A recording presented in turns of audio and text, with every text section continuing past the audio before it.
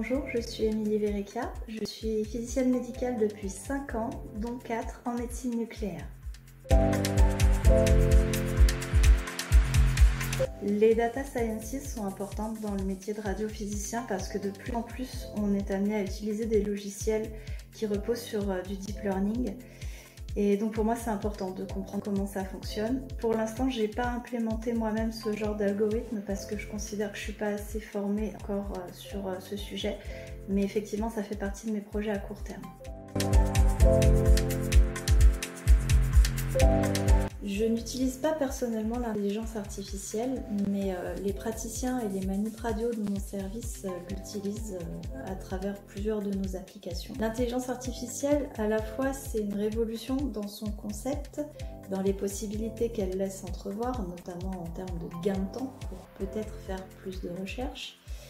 Et en même temps, c'est juste une technologie de plus dans le sens où avant de s'en servir, c'est vraiment important de la comprendre, de la tester et de la valider. Donc je pense que c'est le rôle du physicien médical et surtout ne pas lui faire une confiance aveugle.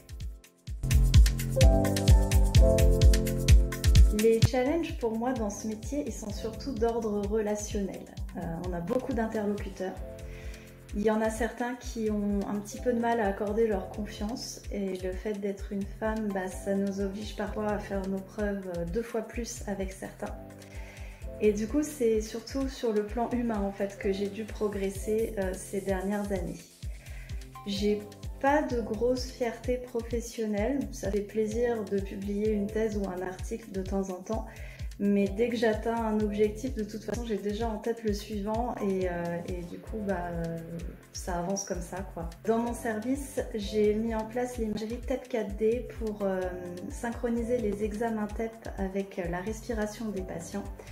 Et ça permet d'offrir aux collègues de radiothérapie des images très précises pour la délinéation des tumeurs thoraciques, notamment en stéréotaxie pulmonaire.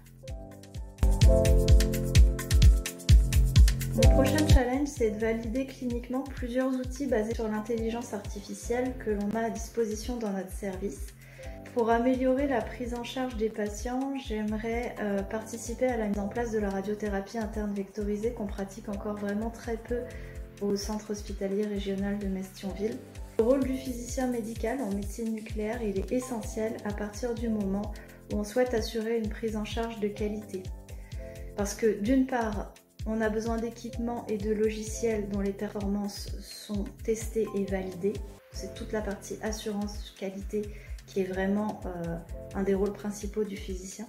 D'autre part, on a besoin de protocoles d'examen qui sont optimisés pour offrir une qualité de diagnostic la meilleure possible. Et ça, l'optimisation des protocoles, c'est aussi le rôle du physicien.